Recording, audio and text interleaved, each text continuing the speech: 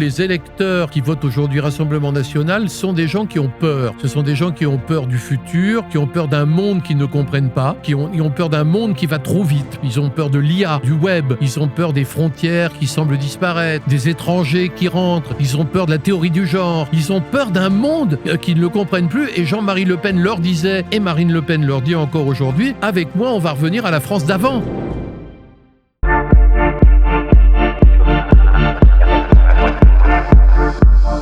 Bonjour, aujourd'hui je reçois Christophe Bourseiller, qui a de multiples casquettes. Comédien, homme de radio, homme de télévision, chroniqueur. Alors, vous en oubliez deux. D'abord comédien, je ne le suis plus depuis une bonne quinzaine d'années, voire 20. Mais tu l'as été et ça a marqué. Oui, d'accord, mais j'ai aussi été écolier, étudiant, donc voilà. Ça, et ensuite, je suis aussi historien, parce que j'y tiens beaucoup. Et j'allais y venir, voilà. Historien. Et Christophe qui vient pour 2 livres. Ce monde me rend fou aux éditions Rivage. Absolument. Et puis une espèce de monument qui s'appelle Les Le Pen, une famille française. Un monument sombre. Oui, mais un monument quand même. Et donc, ce monde me rend fou, c'est un recueil de chroniques radiophoniques dans lesquelles tu tentes de décrypter en quelque sorte les absurdités du monde. C'est bien ça? C'est-à-dire qu'il y a quelques années, il y a eu une espèce de crise mondiale qui s'appelait le Covid.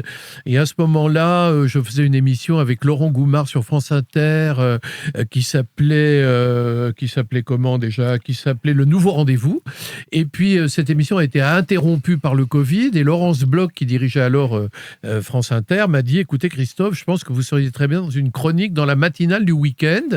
Et alors donc, grosse réflexion avec à l'époque Yang Chouquet, qui dirigeait les programmes de France Inter.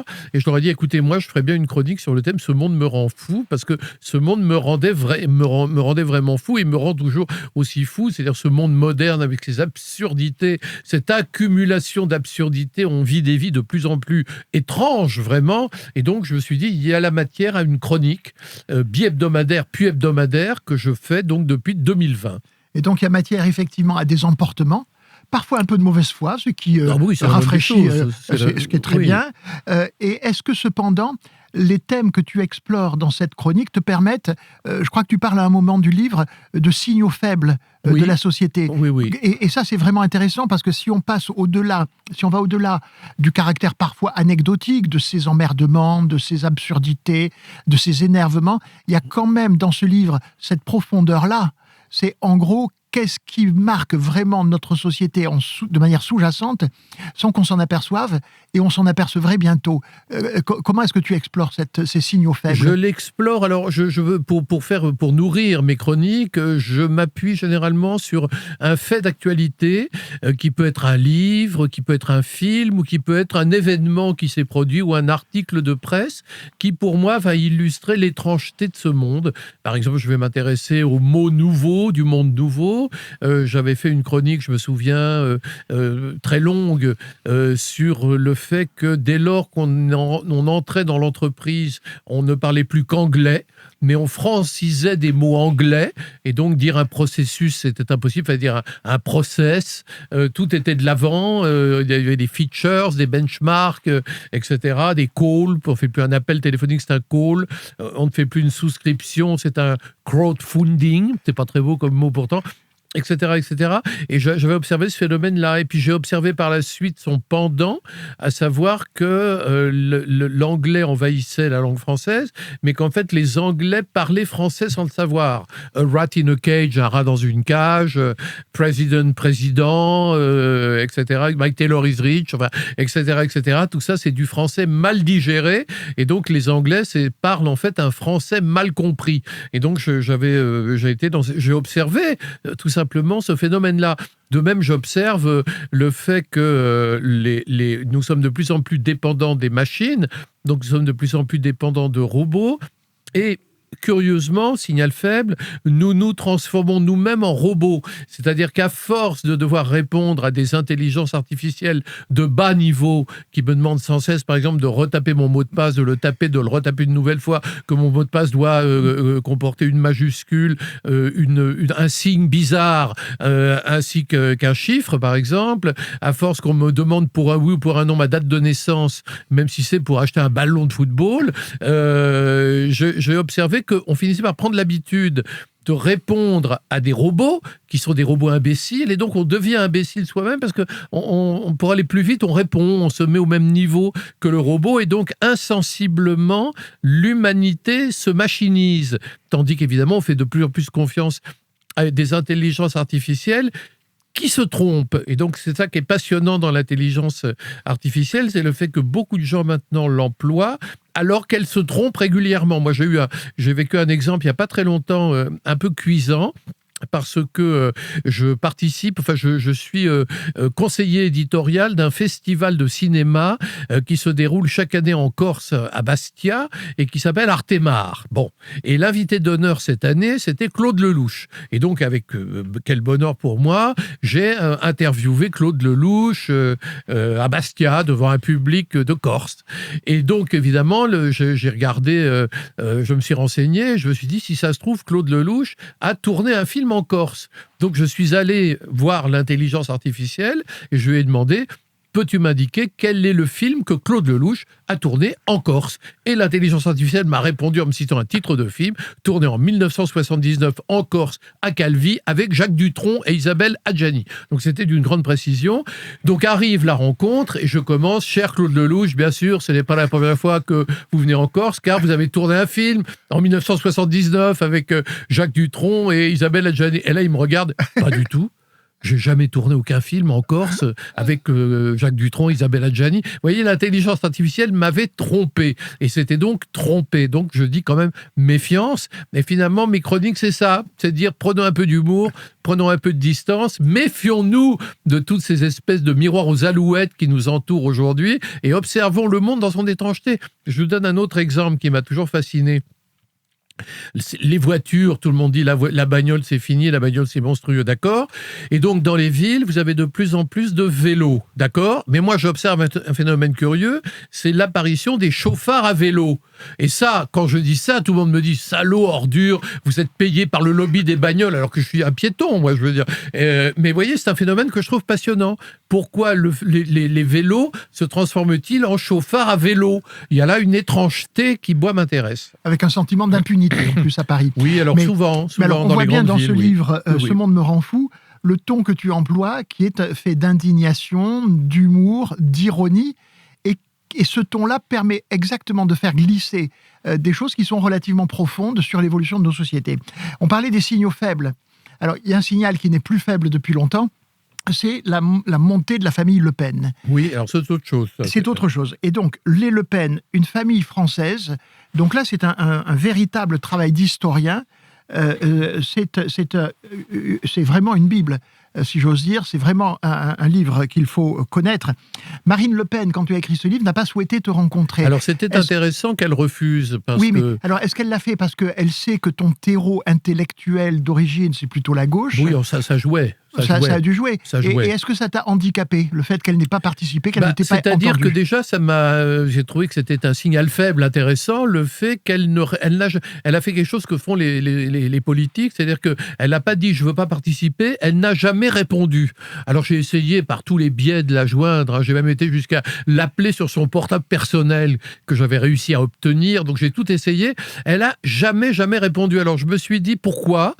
Je me suis dit, ça tient peut-être au fait qu'effectivement, j'ai été un jeune gauchiste dans mon jeune âge et que peut-être qu'elle pense que je suis devenu un vieux gauchiste haineux, peut-être. Ensuite, je me suis dit, peut-être qu'elle a peur de l'histoire. C'est-à-dire que Marine Le Pen, c'est quelqu'un qui dit à ses disciples, aujourd'hui, ce qu'on fait est radicalement nouveau, on invente un style politique nouveau, ni droite ni gauche, on est dans la nouveauté, alors que tout ça est très très ancien. Le ni droite ni gauche plonge ses racines dans le fascisme mussolinien, le mot Rassemblement national. En 1986, Jean-Marie Le Pen et le Front National ont envoyé 35 députés à l'Assemblée nationale sous l'étiquette Rassemblement national. Donc ça n'a rien de nouveau non plus. C'est pas du tout le sigle nouveau que personne n'avait jamais vu auparavant. Et donc peut-être n'a-t-elle pas souhaité se rappeler de ce passé qu'elle aurait voulu aujourd'hui oublier. De même, quand Marine Le Pen se présente aujourd'hui comme la meilleure amie de la communauté juive, il y a un passif de 30 ans de haine contre les Juifs dans le Front National. Donc vous voyez, il y a là tous ces paradoxes qu'elle a peut-être pas souhaité aborder avec moi. Je pense que ça peut expliquer le fait qu'elle n'ait jamais répondu. Et pour te répondre pleinement, en fait, ça m'a plutôt arrangé parce que j'ai été libre de faire une biographie qui n'était pas autorisée et de pouvoir absolument tout raconter en étant évidemment très prudent et en disant, dans les cas les plus litigieux, j'aurais bien voulu que Marine Le Pen m'éclaire sur ce point, mais elle n'a pas daigné me recevoir. Alors, on voit dans ce livre, évidemment, les grandes lignes de force que l'historien que tu es dégage, mais c'est aussi très agréable à lire parce qu'il y a plein de côtés anecdotiques. Oui, parce que évidemment, c'est tu racontes la genèse de Jean-Marie Le Pen, par exemple.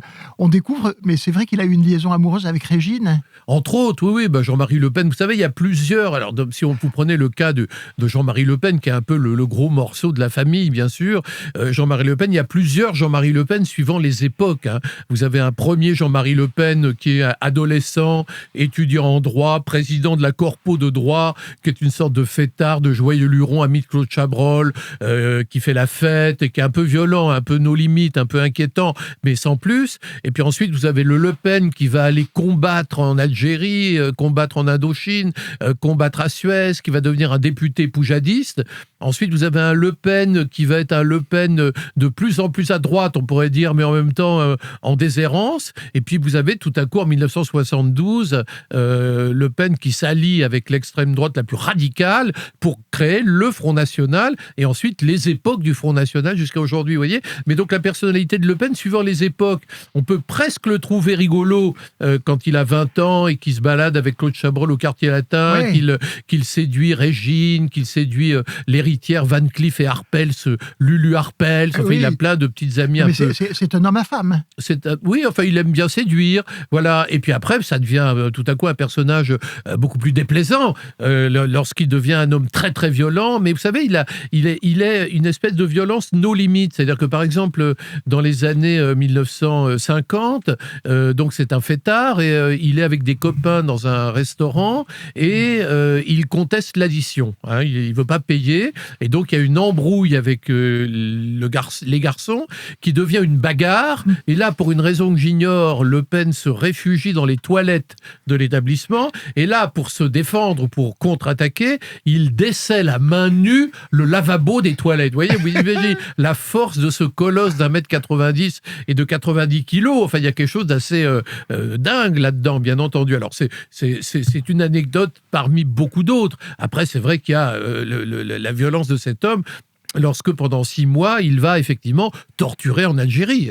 C'est donc une violence. C'est un homme qu'on peut trouver rigolo dans un premier temps, puis ensuite, cette violence-là devient une violence terrible et terrifiante. Et puis une violence qui vient de loin, parce que tu as parlé de sa période poujadiste, qui a donné un élan à sa carrière, d'une certaine manière.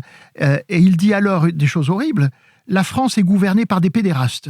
Sartre, Camus, Mauriac. On les pendra haut et court. » Première question, rappelle-nous ce que c'est que le poujadisme, parce que le temps a passé. En fait, Le Pen, ce qui s'est passé, c'est que Le Pen évoluait dans une droite de la droite, dans une ambiance de droite de la droite. C'est un jeune homme, et puis alors il prend la décision complètement étrange, pour ses copains d'ailleurs, d'aller combattre en Indochine, parce qu'il ne supporte pas de voir l'Empire français s'écrouler. Il va combattre en Indochine, donc il va se radicaliser, il va aussi vraiment combattre, donc tuer, tirer, enfin... Il va être dans des batailles en Indochine, et à son retour en France, il a laissé tomber ses études pour aller combattre en Indochine, et donc là, il va faire la connaissance de Pierre Poujade. Alors Pierre Poujade, c'est un papetier du sud-ouest de la France. Et c'est quelqu'un qui a lancé un grand mouvement qui s'appelle l'Union de défense des commerçants et des artisans, parce que il s'était révolté contre un contrôle fiscal, contre sa petite boutique. Et l'UDCA, le parti de Pierre Poujade, va connaître un succès extraordinaire, va devenir, c'est un peu le premier grand mouvement populiste de l'après-guerre. Et il va avoir plus de 100 000 adhérents. Et c'est alors que Poujade va se dire, oui, j'ai 100 000 adhérents, mais il manque une branche jeunesse, il manque une union des jeunes. Et donc, il va se tourner vers le jeune Le Pen en lui disant, est-ce que ça vous intéresse de vous présenter aux élections législatives en 1956, en janvier 56, est-ce que ça vous intéresse de diriger la branche jeune? Donc, Le Pen, ce qui est déjà une sorte d'aventurier, il arrive d'Indochine, il a laissé tomber ses études, dit oui. Et il va se retrouver le plus jeune député de France en 1956.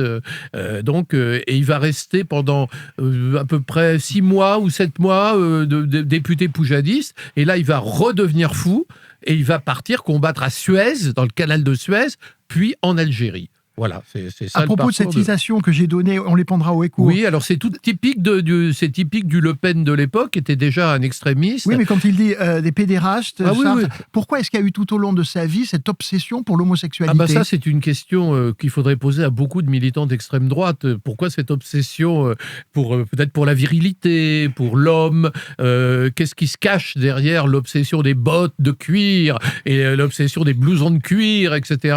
Ça, évidemment, c'est une question qu'on peut se poser. D'ailleurs, il y a des gens qui ont questionné l'éventuelle bisexualité de Jean-Marie Le Pen. Moi, je préfère dans le livre ne pas aborder ça, mais remarquer simplement le fait que c'est vrai qu'il a toujours eu beaucoup d'amis homosexuels autour de lui, même s'il a toujours eu vis-à-vis des homosexuels un discours qui était assez, d'abord assez anti-homophobe, on pourrait dire. Et alors, il y a une fois où, alors bien plus tard, il y a une affaire qui va se dérouler, enfin un fait divers, qui est un monsieur qui s'appelle Poulet d'Achary et qui est homosexuel et qui va se faire tuer par un serial killer d'homosexuels, un type qui tue les homosexuels. Et là, Jean-Marie Le Pen va dire, oui, effectivement, au Front National, on a des homosexuels, mais on n'a aucune folle. Parce que nous, on a des homosexuels, mais c'est des hommes, des vrais. Vous voyez, c'est ça la façon de raisonner de Jean-Marie Le Pen. Quel bonheur que ces rencontres avec des auteurs qui nous livrent les secrets de leur inspiration et de leur travail. Si vous avez envie, vous aussi, d'écrire un livre et de passer à l'action, je me propose de vous adresser chaque semaine une newsletter, une lettre d'information, dans laquelle je vous donne des conseils pour structurer votre histoire et créer des personnages qui toucheront le lecteur. Le lien pour s'inscrire est en description. Et alors, personnage quand même très paradoxal par rapport à ce qu'on en sait aujourd'hui, mais après la guerre, il se montre plutôt ouvert avec les musulmans. Il participe pas au putsch des généraux. Alors déjà, il faut bien comprendre que Le Pen, c'est quelqu'un qui n'est pas exact. C'est compliqué ce que je vais dire là. Écoute-moi bien. C'est ce que j'essaie d'expliquer dans le livre. Il n'est pas raciste au sens théorique du terme. C'est-à-dire qu'à l'extrême droite, il y a un certain nombre de théoriciens d'extrême droite comme Dominique Vénère ou René Binet qui sont des théoriciens du racisme. Alors que lui, il est viscéral. C'est-à-dire qu'il est un peu comme cette espèce de racisme sauvage, épidermique de monsieur, madame, tout le monde. Ah, il y en a marre, il y a trop de noirs, il y a trop d'arabes, on n'en peut plus. Et lui, il est comme ça en réalité, ce qui fait qu'il a des comportements très contradictoires en permanence toute sa vie parce que ce n'est pas un théoricien et qu'il est extrêmement raciste, extrêmement antisémite, extrêmement homophobe, mais de façon viscérale, sans que ce soit théorisé. Et tout est là en réalité. C'est pour ça qu'il est capable de dire, les musulmans, il est pour l'Algérie française. Donc il pense que les musulmans doivent être dans le cadre national. Et donc il dit, il faut respecter les rites des musulmans. Donc de ce point de vue-là, il fait un discours tout à fait humaniste.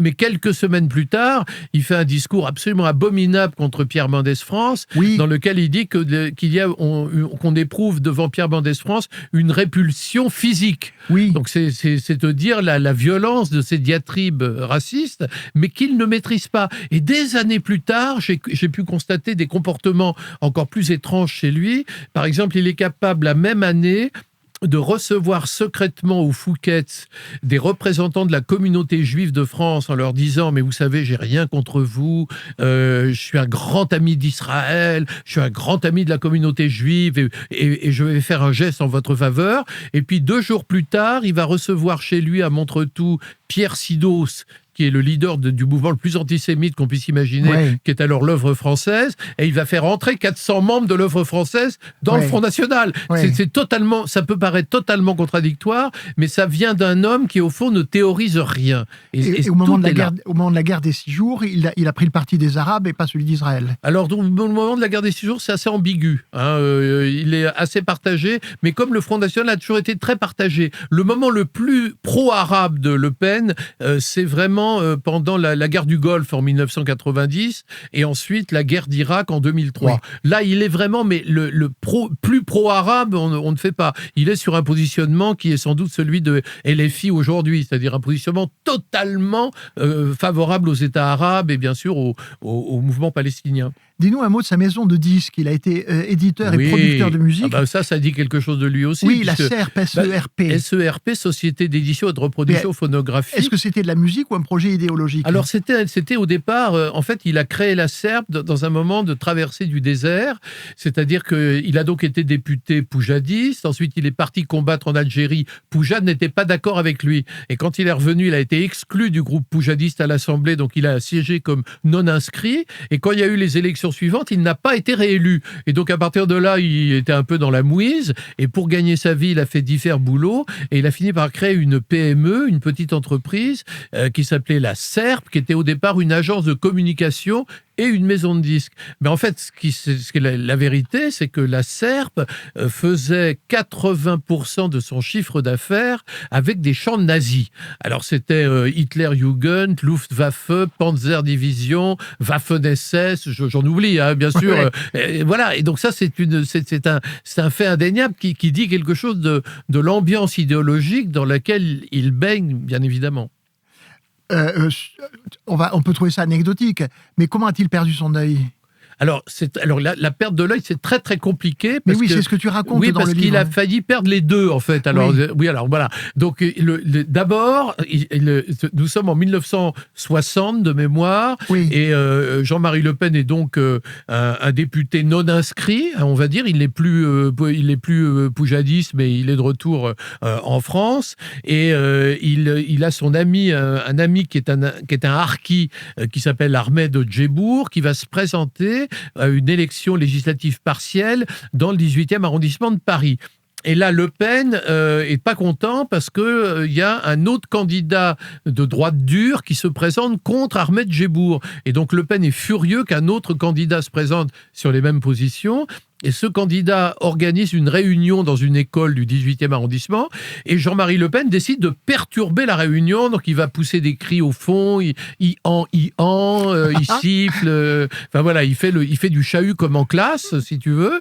Et ça énerve évidemment le monsieur qui est en train de parler dans le micro et qui dit la prochaine fois, puisque vous êtes si doué pour faire des entrechats, allez mettre un tutu et aller à l'opéra. Et là, Le Pen, ça rejoint son homophobie, Le Pen est en quelque sorte vexé parce que sa virilité est remise en question, donc il est très très en colère. Donc il se lève, il marche vers la tribune pour gifler le monsieur qui vient de lui dire ça. À ce moment-là, les gros bras, parce qu'on est quand même dans une réunion d'extrême droite, donc les gros bras le bloquent, lui cassent la gueule avec une telle violence que son œil droit, attention, je dis bien l'œil droit, se désorbite. Jean-Marie Le Pen va aux urgences avec l'œil droit dans la main. Je ne sais pas si vous imaginez la scène de film d'horreur que c'est. Mais on réussit à lui remettre l'œil en place et finalement l'œil se répare. Donc l'œil droit, ça va.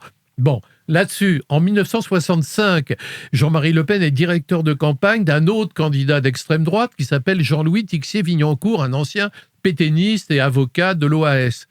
Et Jean-Louis Tixier-Vignancourt donc l'envoie faire une caravane, et donc il fait une caravane Tixier qui parcourt la France, et il va à Hyères, dans le sud, et à Hyères, il s'occupe il faut monter le chapiteau, et donc il tape avec un marteau pour monter le chapiteau, et il y a une sardine de tente, j'essaie d'être précis, qui lui saute au visage, et qui lui se plante dans l'œil gauche. Et là, c'est dramatique, parce que là, vraiment, il est très, très gravement atteint, et donc là, il se fait opérer en urgence, et il est forcé pendant 6 mois de rester dans le noir le plus total, donc il abandonne la campagne Tixier, et en fait, il va perdre quasiment totalement l'usage de l'œil gauche, donc il ne verra que de l'œil droit.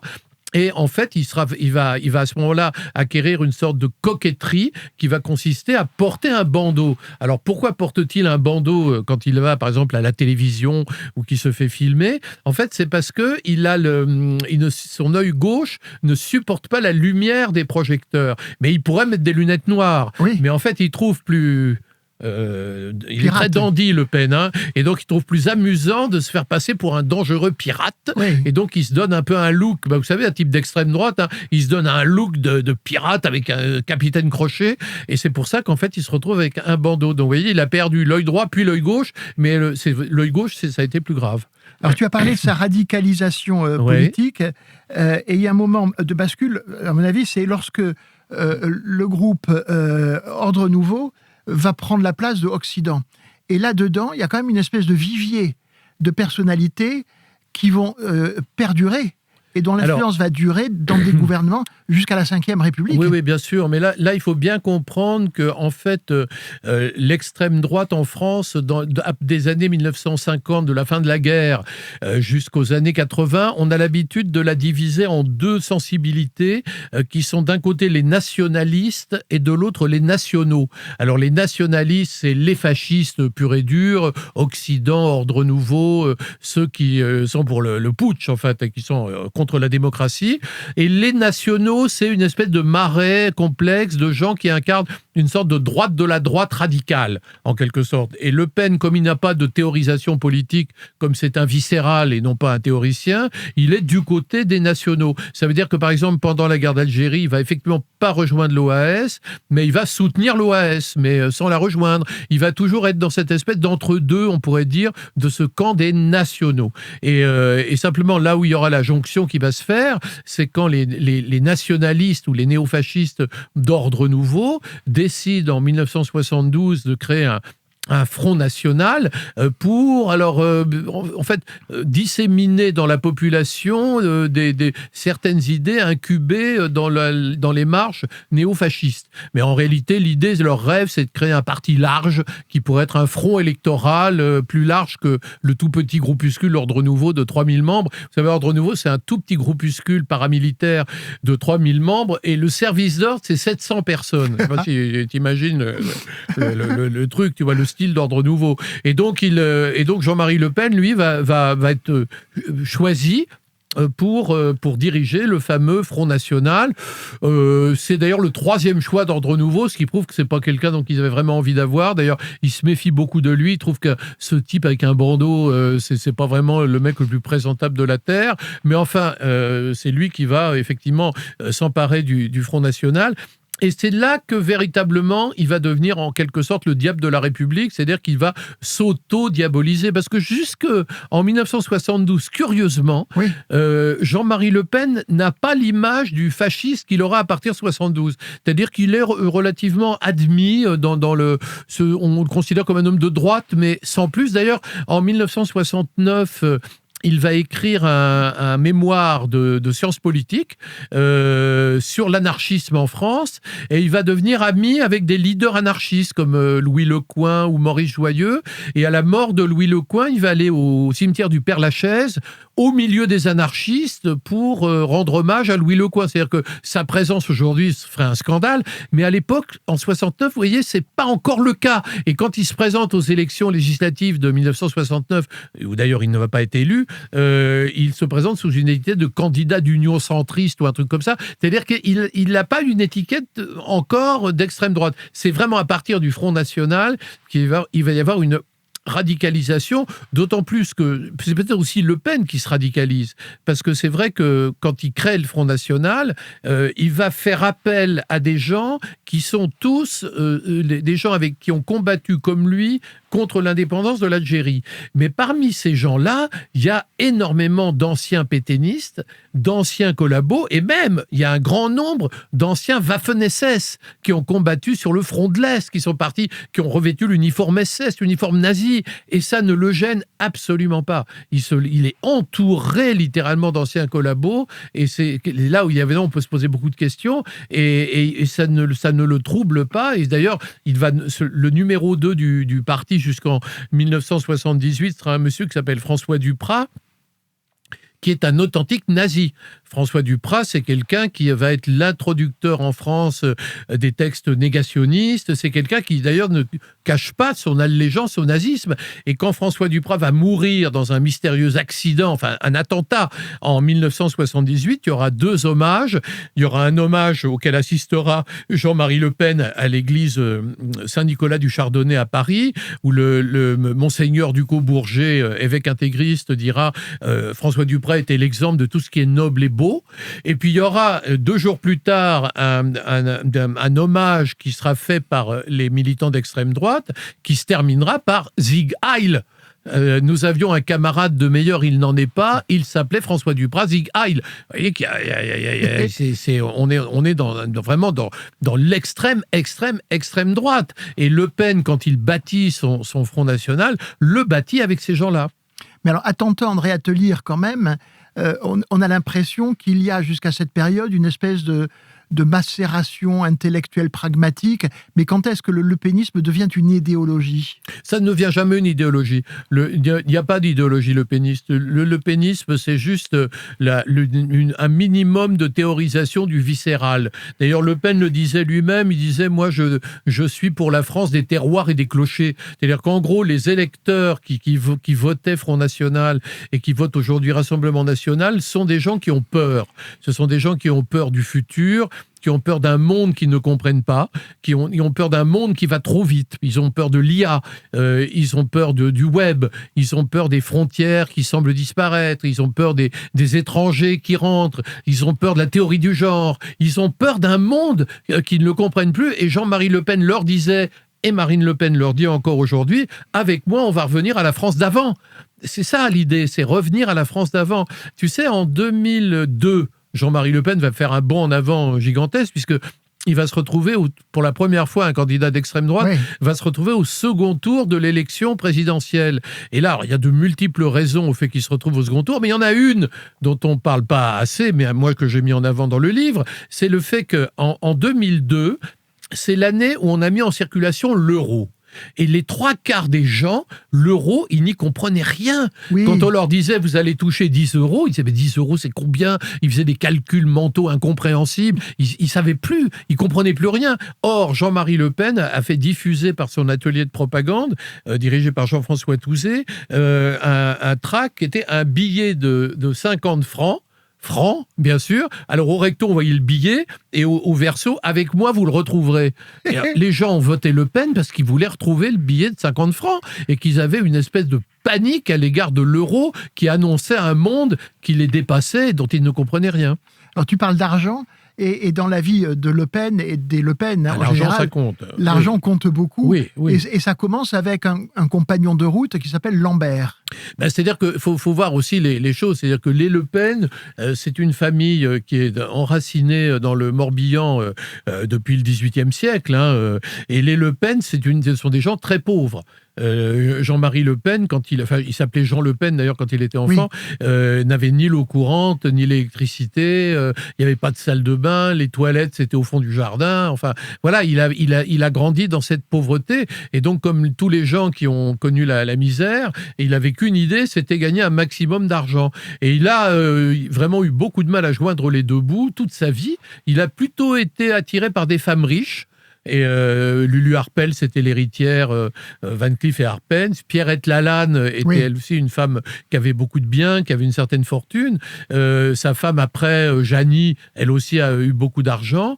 Mais surtout, la grande réussite, on pourrait dire, ça a été quand il a réussi à se faire nommer héritier d'un monsieur qui s'appelait Hubert Lambert et qui était lui-même l'héritier des Ciments Lambert, donc une grosse entreprise industrielle française de construction. Alors en fait, ce Hubert Lambert était un personnage absolument, je sais pas comment dire, un personnage de film ou de théâtre, parce que Hubert Lambert, alors c'était quelqu'un d'abord qui était un type un peu très solitaire, qui n'avait pas de femme, qui vivait tout seul dans son coin. Et surtout, c'était bien plus étrange que ça, puisqu'il vivait en fait en tête-à-tête avec sa mère de 85 ans et il couchait avec sa mère de 85 ans. Vous voyez, le personnage un peu particulier qu'il pouvait être. Il dormait à côté d'elle.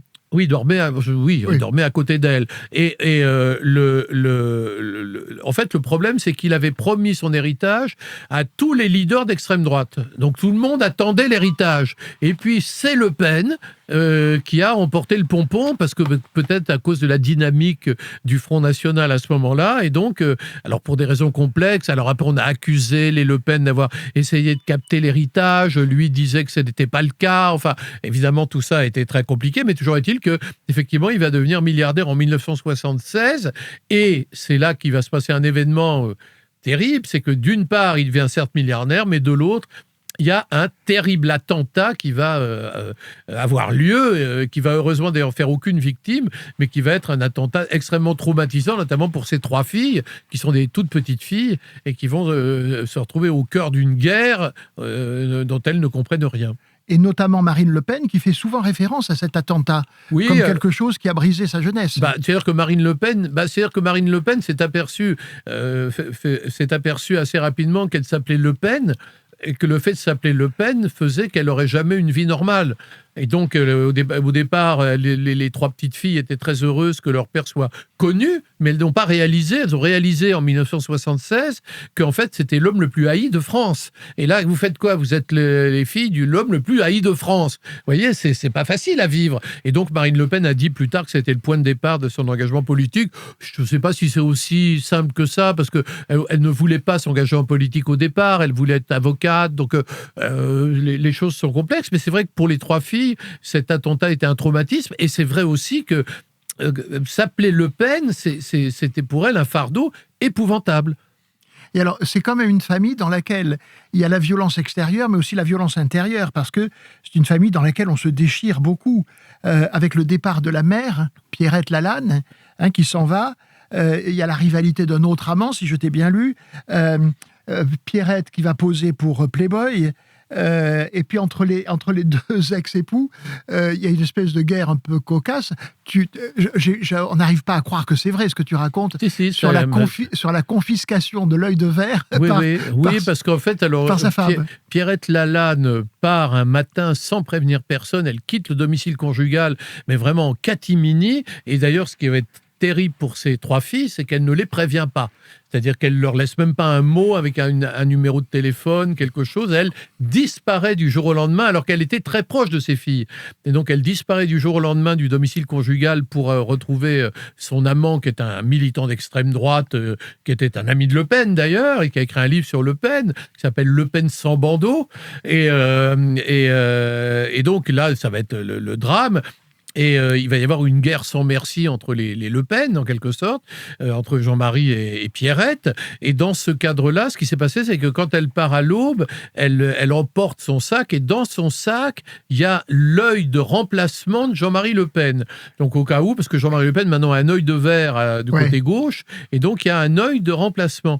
Et en même temps, elle a oublié l'urne funéraire de sa mère. Donc voilà. Et donc les avocats des Le Pen, à un moment donné, vont faire un troc où on va décider d'un échange sur le pont de Saint-Cloud au petit matin, un peu comme dans l'Estion qui venait du froid, où l'un va tendre l'œil de verre, tandis que l'autre va tendre l'urne funéraire.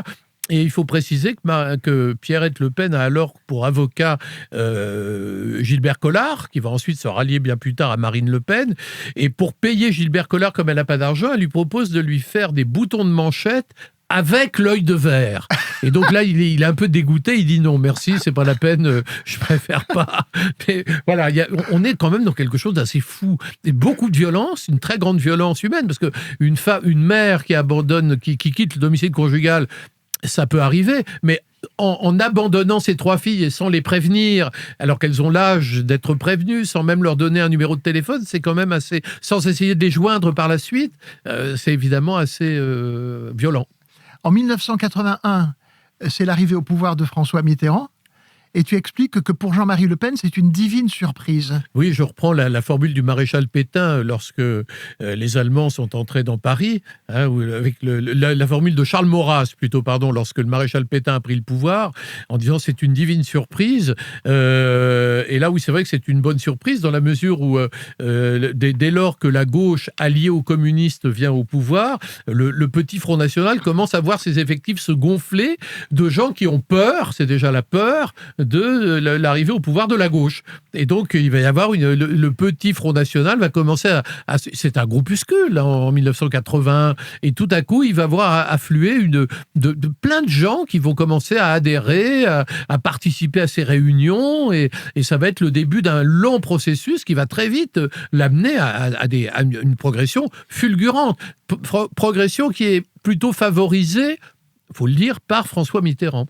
Mais alors, oui, et donc cette progression va lui permettre de jouer un rôle politique réel, notamment pour l'élection suivante. Il appelle à voter contre la gauche, mais tout ça n'est pas très clair parce que il fait des rencontres secrètes avec Jacques Chirac. On voit s'entremêler les itinéraires de gens comme Pasqua, Grossouvre, Robert Pandreau, Michel Poniatowski, Guylaine Bénouville, Giscard d'Estaing. Tous ces gens-là se gravitent d'une manière ou d'une autre autour de Jean-Marie Le Pen.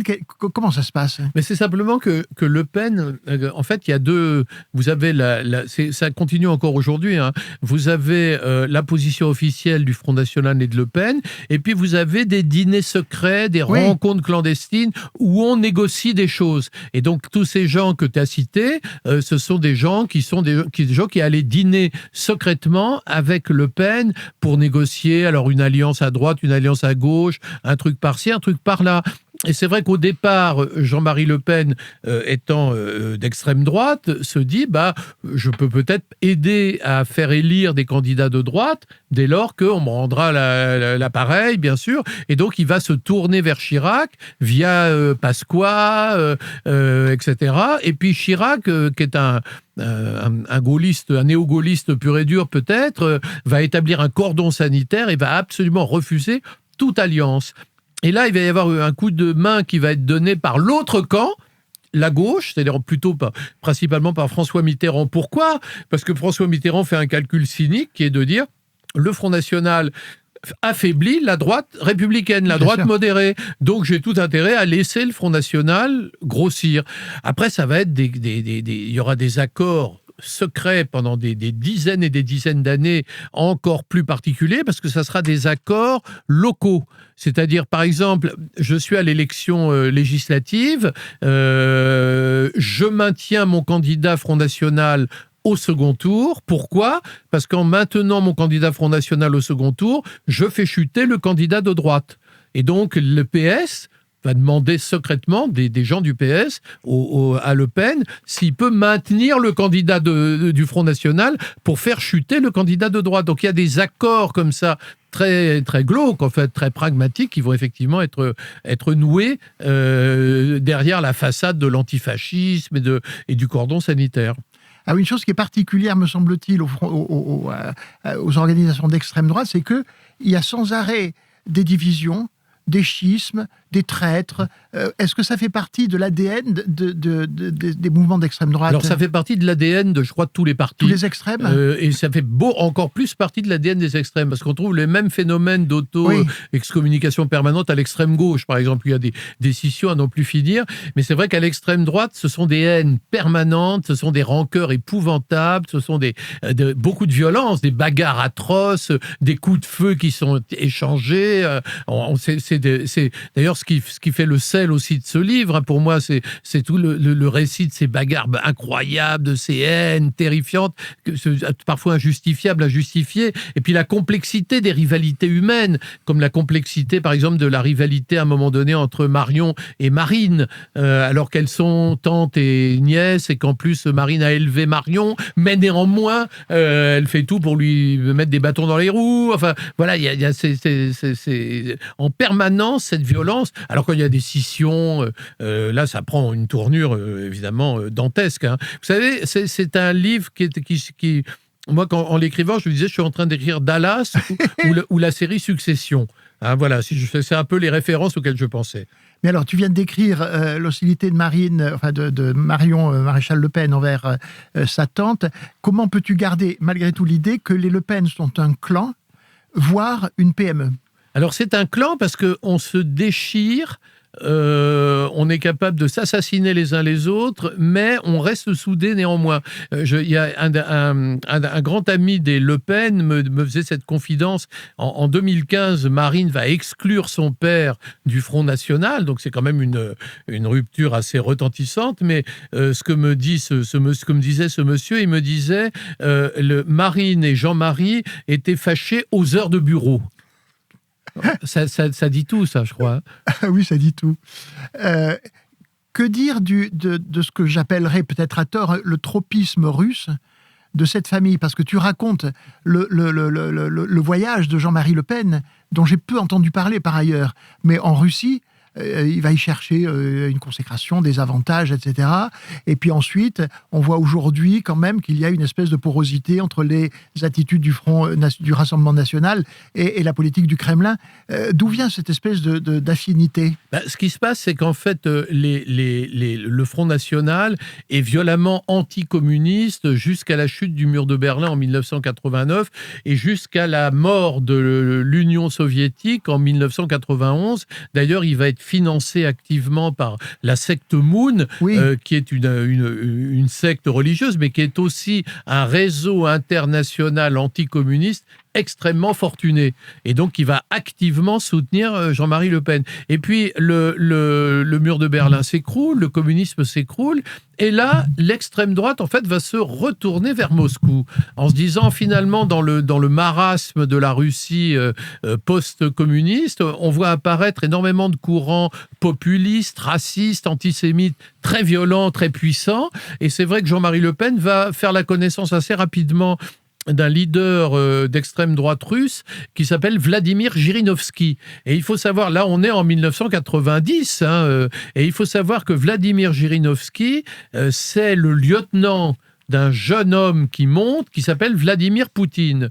Et donc, Jean-Marie Le Pen va faire la connaissance probablement de Poutine extrêmement tôt, bien avant qu'il commence à avoir des fonctions dirigeantes. Et Jean-Marie Le Pen va aller régulièrement en Russie, et quand Poutine va venir au pouvoir, Jean-Marie Le Pen va être reçu par les plus hautes autorités de l'État, et Marine Le Pen dans la foulée, parce que tout simplement, le Front National, à partir de la chute du mur de Berlin, va se calquer sur une position de l'extrême droite qui consiste à dire on est pour l'Europe mais contre l'Occident.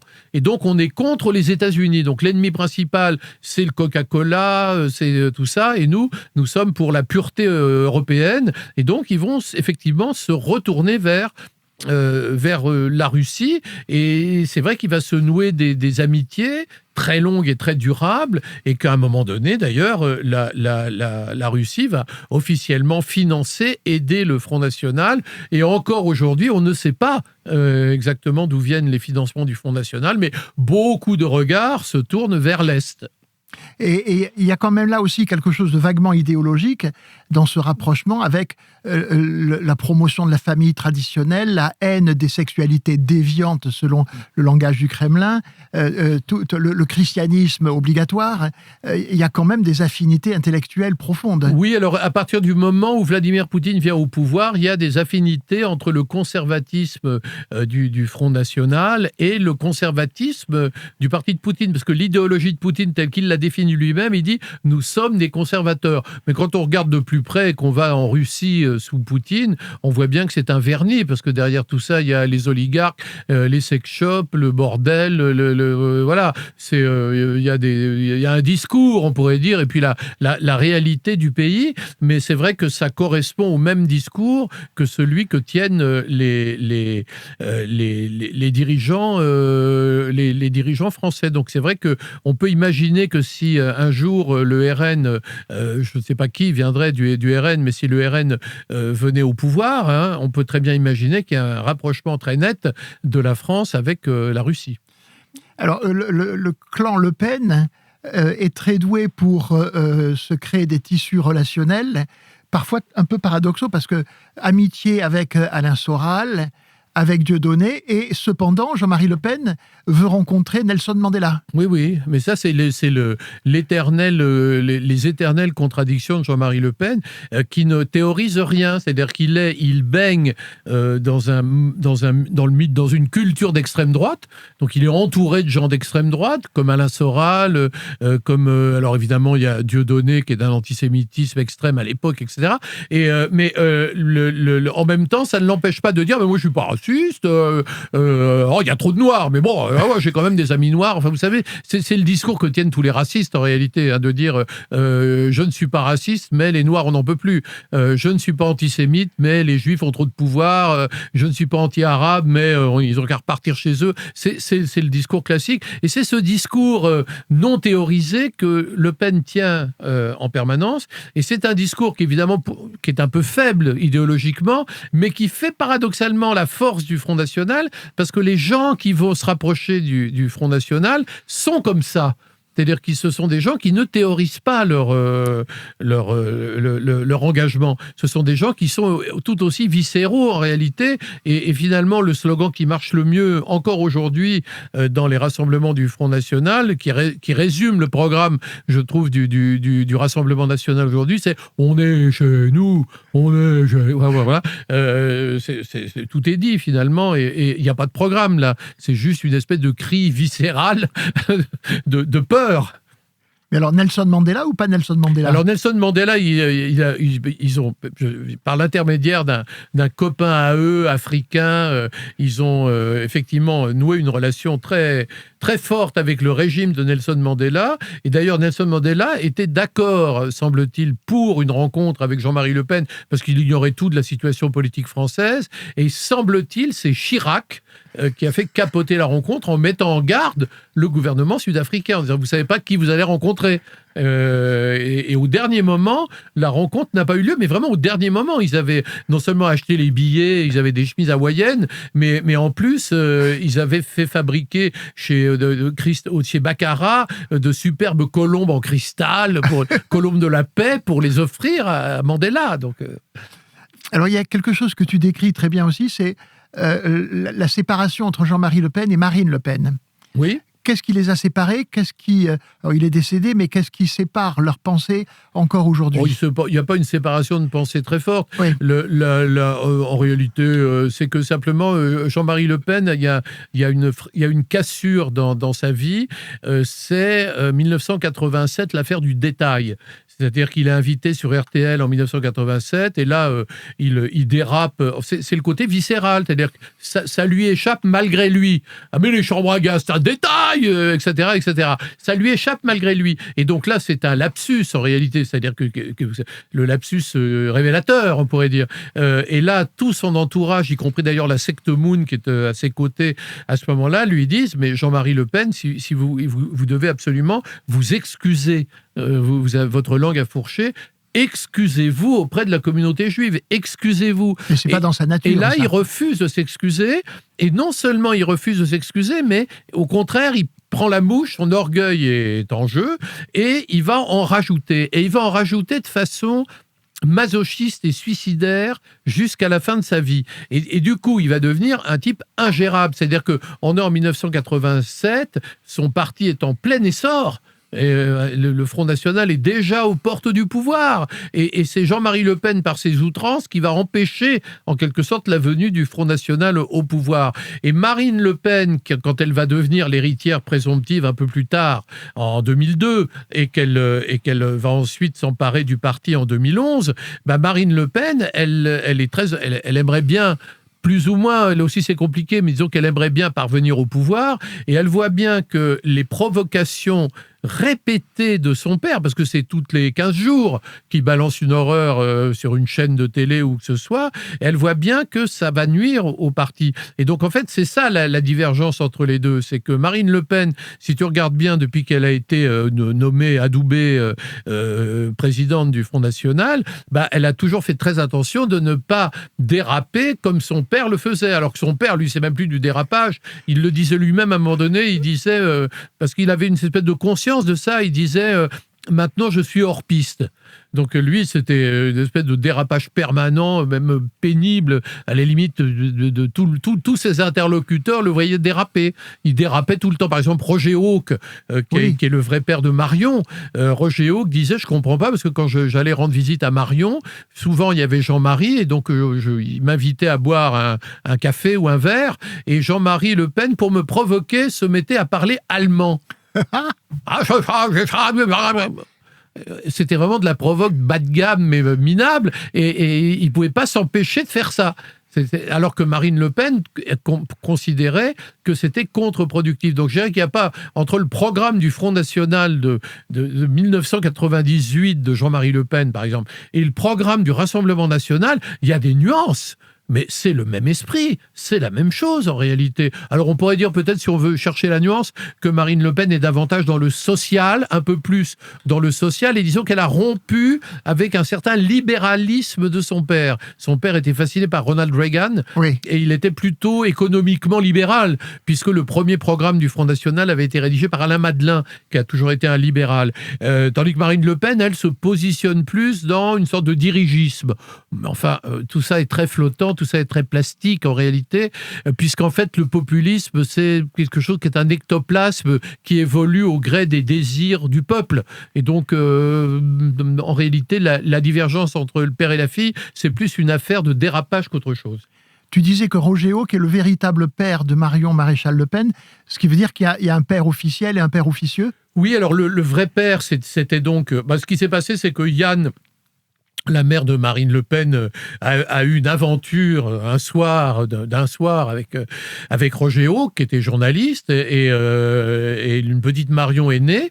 Et à ce moment-là, il y avait la question de la reconnaissance, et la Yann en question a épousé un jeune cadre du Front National, qui d'ailleurs a lancé au sein du Front National l'idée du ni droite ni gauche, et qui s'appelle Samuel Maréchal. Et à partir de là, cette petite fille s'est appelée Marion Maréchal, tout en gardant le nom Le Pen qu'on lui avait donné à la naissance, ne sachant pas comment la nommer. Comment imagines-tu l'avenir du clan Le Pen ? Bon, j'imagine le clan déjà se maintenir en l'état. Je serais incapable d'imaginer l'avenir politique du clan Le Pen dans la mesure où la situation est extrêmement volatile. Tout est possible. J'ai l'impression que Marine Le Pen tient beaucoup à la marque Rassemblement National et donc pourrait continuer à la gouverner quoi qu'il lui arrive sur le plan judiciaire. Est-ce qu'elle pourra se présenter ou pas ? Et puis j'ai ouï dire qu'elle s'était lancée dans le commerce des chats. Oui, puisqu'elle élève des chats de collection, qu'elle vend ensuite. Donc, peut-être que son avenir est de créer à son tour une PME, comme l'avait fait son père. Et peut-être pourras-tu aller lui acheter un chat, ce qui te permettrait de la rencontrer enfin. Oui, mais enfin, c'est pas grave. De toute façon, je l'avais déjà rencontrée précédemment, donc c'est pas grave. Alors, tu dis que dans ce livre, tu adoptes la posture d'un entomologiste plutôt que celle... d'un historien. Oui, la posture d'un historien. Plutôt que d'un moraliste. Et en quoi est-ce que ce livre, donc qui est une somme, je le répète, en quoi peut-il modifier, enrichir la vision qu'on avait jusqu'à présent des Le Pen? C'est l'objectif d'un livre d'historien, c'est de se rapprocher le plus possible de la réalité. Et je pense que, moi je le dis dès le départ, je suis opposé aux idées des Le Pen, je n'ai aucune affinité avec ce clan, je ne voterai jamais pour eux, et ça je pense que là c'est trop tard pour m'y mettre, et ça n'arrivera évidemment jamais, je serai toujours un antifasciste, mais je pense que pour mieux combattre, il faut bien connaître, et que je trouve que les antifascistes ont tendance à combattre des chimères, alors qu'il vaut mieux savoir exactement qui sont les gens avec qui on n'est pas d'accord pour comprendre comment ils fonctionnent et qui ils sont véritablement. Donc j'ai essayé en bon historien de m'approcher le plus près possible des faits, même si parfois les faits me dérangeaient, parfois ils ne me dérangeaient pas, mais j'ai essayé en tout cas de manger mon chapeau et d'être au plus près des faits. Et donc je révèle énormément de choses, des choses qui ne sont pas toujours à la gloire des Le Pen, tant s'en faut, mais enfin en même temps je montre à quel point là on est face à un cas d'école en sciences politiques tout à fait particulière, qui est le cas d'un groupuscule, infra-groupuscule, nommé le Front National en 1972, moins de 100 membres, et qui se retrouve en 2025-26 aux portes du pouvoir. Donc il y a là, évidemment, des raisons de s'interroger. Alors, ce que j'ai trouvé très remarquable, c'est qu'on connaît tes orientations personnelles, mais on ne les sent pas dans le livre. Est-ce que c'est un combat pour un historien quand tu viens de répondre d'une manière qui donne l'impression que c'est absolument naturel, mais est-ce que c'est un combat de réfréner ses propres opinions pour ne pas les laisser transparaître dans un récit historique? Alors c'est un combat, sans doute, oui, et c'est aussi une posture morale, quoi. C'est-à-dire qu'il ne faut pas que ça transparaisse. Il faut être... Moi, je pense que les faits parlent d'eux-mêmes. Je pense que dire « Oh, il est Le Pen facho », franchement, quand on lit le livre, on voit bien que Le Pen est un facho, il n'y a pas de souci, était un facho, qu'elle est toujours. Marine Le Pen est dans l'héritage de son père. On le voit très bien quand on lit le livre. Mais autant faire parler les faits. Moi, je trouve ce qui m'intéresse, moi, c'est de dire « Voilà exactement ce qui s'est passé, jugé par vous-même ». Et franchement, c'est édifiant à l'arrivée. Est-ce que tu as eu du mal à collecter l'ensemble des éléments, écrits, archives, témoignages? Disons que non, parce que j'avais moi-même d'énormes archives sur ce courant depuis très longtemps, puisque j'ai rencontré pour la première fois Jean-Marie Le Pen quand j'étais tout jeune, en 1974, quand j'étais lycéen, où je faisais semblant de faire un exposé pour ma classe, pour m'introduire dans l'antre, en quelque sorte.